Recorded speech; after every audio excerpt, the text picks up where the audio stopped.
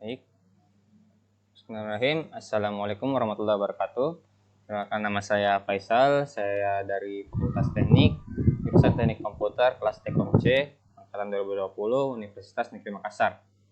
Saya ingin menyelesaikan tugas sistem operasi, yaitu mempresentasikan poin yang telah saya buat pada pertemuan minggu lalu. Kita masuk ke struktur sistem operasi. Komponen sistem operasi. Operating system terdiri dari beberapa komponen, antara lain manajemen proses, manajemen memori utama, manajemen file, manajemen sistem input dan output, manajemen secondary storage, manajemen sistem jaringan, manajemen proses proteksi, dan command interpreter. Komponen sistem operasi. Selanjutnya, manajemen proses. Sebuah proses memerlukan resource atau sumber daya untuk dieksekusi seperti CPU, memori, sistem file system, dan input-output device. Sebuah sistem operasi harus bisa melakukan: pertama, pembuatan dan penghapusan proses yang dibuat oleh user maupun oleh sistem. Yang kedua, menghentikan sementara proses atau suspend dan melanjutkan proses atau resume. Yang selanjutnya, menyediakan kelengkapan mekanisme untuk sinkronisasi dan komunikasi proses.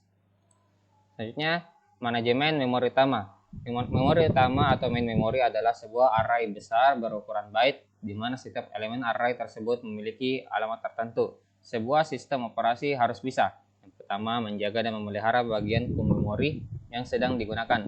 Selanjutnya, memutuskan proses-proses mana saja yang harus dipanggil ke memori jika tersedia di ruang memori. Selanjutnya, mengalokasikan dan mendealokasikan ruang memori jika diperlukan. Selanjutnya, masih di komponen sistem operasi, yaitu manajemen file. File adalah kumpulan informasi yang saling berhubungan dan yang sudah didefinisikan oleh pembuatnya. Sistem operasi harus bisa: pertama, pembuatan dan penghapusan file maupun direktori. Selanjutnya, proses primitif yang mendukung manipulasi file dan direktori. Selanjutnya, pemetaan file ke memori sekunder. Menyimpan file ke media penyimpanan yang stabil atau non-volatil. Selanjutnya, masih di komponen sistem operasi, selanjutnya itu manajemen input dan output. Sebuah sistem operasi memiliki komponen yang berhubungan dengan input dan output, seperti melakukan sistem buffer caching, melakukan device driver secara umum, driver untuk device hardware tertentu.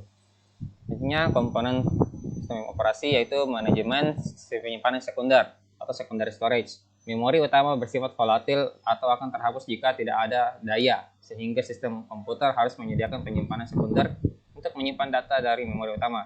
Sebuah sistem operasi harus bisa pengaturan ruang bebas atau free space, alokasi penyimpanan, dan penjadwalan disk. Komponen sistem operasi, manajemen sistem jaringan atau network. Sistem network memungkinkan user untuk mengakses sumber daya atau resource yang beragam. Keuntungan dari sumber daya yang dapat digunakan bersama-sama adalah: yang pertama, meningkatkan kecepatan komputasi, selanjutnya meningkatkan ketersediaan data, dan meningkatkan handling system. Manajemen sistem proteksi atau security. Proteksi adalah suatu mekanisme untuk mengontrol akses oleh program, proses atau user pada sistem maupun resource. Sistem proteksi dalam operating system harus bisa membedakan antara pengguna sah dan tidak sah, menentukan kontrol yang terganggu, menetapkan cara pelaksanaan proteksi. Selanjutnya, sistem command interpreter. Sistem operasi harus bisa diperintah menggunakan kontrol yang paling sederhana, yaitu command interpreter. Perintah tersebut harus bisa digunakan untuk manajemen dan pembuatan proses, input dan output handling, manajemen penyimpanan sekunder, manajemen memori utama, akses file system, security, dan networking. Layanan sistem operasi. Sistem operasi menyediakan layanan sehingga dapat menggunakan pemrograman dengan mudah. Layanan tersebut adalah eksekusi program, operasi input dan output, manipulasi file system, komunikasi atau shared memory atau message passing. Selanjutnya, mendeteksi kesalahan. Masih di layanan sistem operasi, CON. Sistem operasi juga memiliki fungsi tambahan untuk menjaga efisiensi dan keamanan. Fungsi tersebut adalah: pertama, resource allocation atau mengalokasi sumber daya, accounting, protection, dan error handling.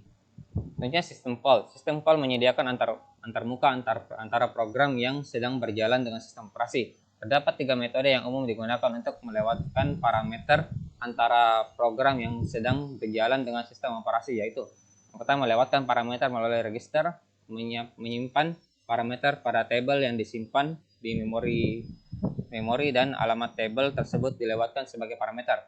Selanjutnya, menyimpan atau push parameter ke stack oleh program dan mengambil atau pop isi stack oleh sistem operasi. Misalnya sistem call atau control process. Salah satu kategori dalam sistem call adalah control process. Hal yang dilakukan dalam control process adalah pertama, mengakhiri dan membatalkan, mengambil dan eksekusi, membuat dan mengakhiri proses, menentukan dan set atribut proses, dan mengalokasikan dan membebaskan memori. Misalnya di sistem call, manipulasi file. Sistem call pada sistem operasi juga dapat melakukan manipulasi file seperti membuat dan menghapus file, membuka dan menutup file, membaca, menulis dan mereposisi file, menentukan dan set atribut file. Nah, sistem call, manipulasi device. Sistem call dapat melakukan manipulasi device seperti meminta dan membebaskan device, membaca, menulis dan mereposisi device, menentukan dan set atribut device. Masih di sistem call, information maintenance. Sistem call dapat memanipulasi informasi pada komputer seperti mengambil dan set waktu dan tanggal, mengambil dan set sistem data, mengambil dan set proses, file, dan atau atribut-atribut device. Masih sistem call, komunikasi, message passing model. Sistem call dapat melakukan komunikasi antar proses seperti membuat dan menghapus sambungan komunikasi, mengirim dan menerima pesan, mentransfer status informasi. Ada dua model komunikasi, yaitu message passing model dan dengan menukarkan informasi melalui fasilitas yang telah disediakan sistem operasi. Masih sistem call, komunikasi, selanjutnya shared memory model. Dan juga shared memory model dengan sistem proses-proses menggunakan map memory yang sama dengan proses-proses lain. Sistem program. Sistem program menyediakan lingkungan yang nyaman untuk pengembangan dan eksekusi program. Sistem program adalah masalah yang kompleks dan terbagi menjadi beberapa kategori, yaitu manipulasi file, status informasi, modifikasi file, bahasa pemrograman yang mendukung atau compiler, pemanggilan dan eksekusi program, komunikasi, dan program-program aplikasi. Struktur sistem operasi. Sistem komputer modern yang makin kompleks dan rumit memerlukan sistem operasi yang dirancang dengan sangat hati-hati agar dapat berfungsi secara optimal dan mudah untuk dimodifikasi. Sistem operasi sistem MS-DOS.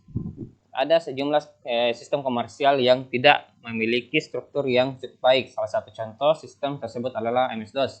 Meskipun MS-DOS mempunyai beberapa struktur antarmuka dan tingkatan fungsionalitas tidak terpisah dengan baik. Karena Intel 8088 tidak menggunakan dual mode, sehingga tidak ada proteksi hardware. Masih di struktur sistem operasi sistem Unix.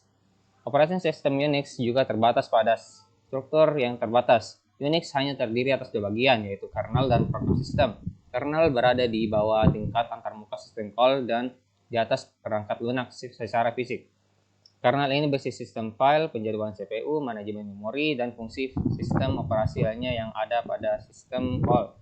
Program sistem meminta bantuan kernel untuk memanggil fungsi-fungsi dalam kompilasi dan manipulasi file. Mesin virtual. Mesin virtual menyediakan antarmuka yang identik untuk perangkat keras yang ada. Sistem operasi membuat ilusi untuk beberapa proses, masing-masing mengeksekusi prosesor masing-masing untuk memori atau virtual masing-masing.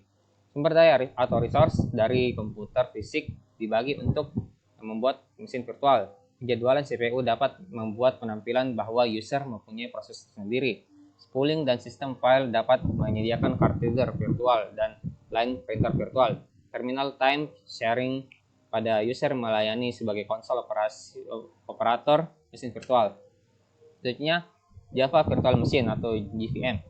Java merupakan sistem yang menggunakan implementasi mesin virtual. Untuk mengkompilasi program Java, maka digunakan kode bit yang disebut platform neutral bytecode yang dieksekusi oleh Java Virtual Machine. Java Virtual Machine terdiri dari class loader, class verifier, dan runtime interpreter. Desain sistem. Desain sistem memiliki dua tujuan akhir, yaitu sistem operasi harus mudah digunakan, mudah dipelajari, dapat diandalkan, aman, dan cepat. Sistem operasi harus mudah didesain, diimplementasikan, dan dirawat, dan juga fleksibel. Dapat diandalkan, bebas galat atau error, dan efisien. Implementasi sistem. Sistem operasi awalnya ditulis dalam bahasa assembly atau machine language, tetapi operasi sistem modern sekarang ditulis dalam bahasa high level seperti C++, C#, dan lain-lain. OS yang ditulis dalam bahasa high level dapat ditulis cepat, padat, mudah dimengerti, dan mudah ditebak. Operasi sistem juga diimplementasikan di platform lainnya atau hardware lainnya jika ditulis dalam bahasa high level. Sistem generasi. Sistem operasi didesain untuk dijalankan di semua kelas hardware.